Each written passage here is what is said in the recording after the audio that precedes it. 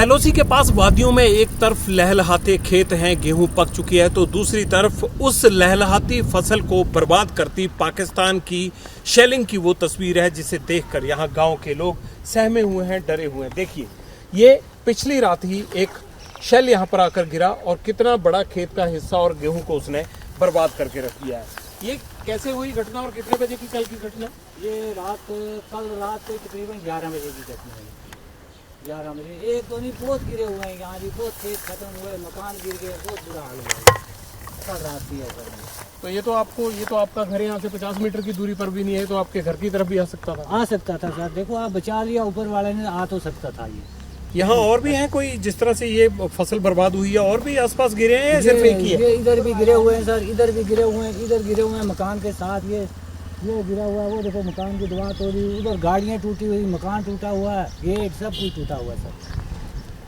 तो इस बार ये फसल कट भी पाएगी या नहीं? मुश्किल लगता है सर, कौन कटेगा? कटने ही वाला कोई नहीं, जब तो कटेगा कौन? हाँ ऐसा है, अगर पाकिस्तान वहाँ से आगे कट के दे हमें तो वो बात बनती है, बाकी कटने वाला यहाँ कोई नहीं बचा है। लेकिन यहाँ भारत की तरफ से भी खूब शेलिंग होती है रात को, उधर पाकिस्तान की तरफ नहीं। हम जानते जी, जब फायर होता है तो हम अंदर घुसे होते हैं, पता नहीं भारत करता है पाकिस्तान करता है, इस बारे में हम नहीं जानते। फिर ये जो तूफान होता है तो ये पता चलता है यहाँ गिरा है। अब भारत यहाँ थोड़ी गिराएगी हमारे ऊपर, हम तो भारतीय हैं ना। भारतीय अगर भारतीय को मारेगा तो फिर क्या है? ये तो पाकिस्तान से आते हैं, भारतीय कोई नहीं गिराता यहाँ। उधर का हमें कोई पता नहीं गिराता है या नहीं गिराता। जो आंखों से नहीं देखा उसका बोलना फ़ायदा कोई नहीं होता है। हमें क्या पता है गिराते हैं या नहीं गिराते, लेकिन ये जो शेलिंग होती है ये पाकिस्तानी की होती है। ये जब कल गिरी है रफ़ी, तो तुम कहाँ थे उस वक्त? सर हम अंदर अपने गाँव अंदर रूम में थे सर। कितने के बजे की बात है? सर ये कोई 11 साढ़े 11 के बीच में हुआ है ऐसा। तो यहाँ शेलिंग हुई है, वो हमारे मकान के साथ हुई है जैसे।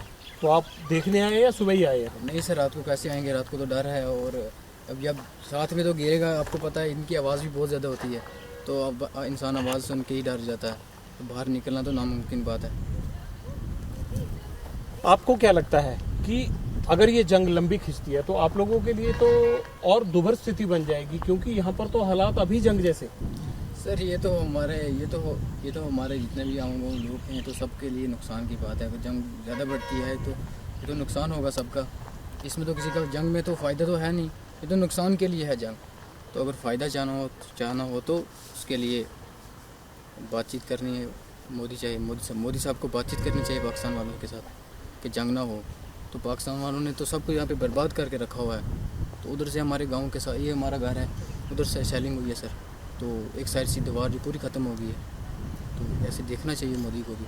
किसी की जान तो नहीं गई इधर से? सर जाने तो जा चुकी हैं, पुंछ में हमारे यहाँ पे साथ ही में है, उतना दूर तो नहीं है, 2 से 3 किलोमीटर पड़ता है पुंछ। आपके गांव में तो नहीं कोई इस तरह की कैजुअल्टी? इस तरह की कोई नहीं है, क्योंकि हमारे गाँव से लोग बहुत सारे निकल गए हैं। यस सर, बहुत बहुत शुक्रिया। देखिए, इन लोगों को जो है अपनी फसल की छोड़िए, फिलहाल अपनी जान की चिंता है। ये कहते हैं कि जान है तो जहान है, इसलिए इन्होंने फसल काटने का, फसल को अपनी आमदन का हिस्सा बनाने का इस साल तो कम से कम प्लान छोड़ दिया है। अभी तो ये लाले पड़े हुए हैं कि पाकिस्तान की शेलिंग से खुद को कैसे बचाना है, अपने मवेशियों को कैसे बचाना है, और फसल जो है वो राम भरोसे है। कैमरामैन मनीष उनियाल के साथ Jagvinder Patiyal, ABP news, LOC area, Poonch.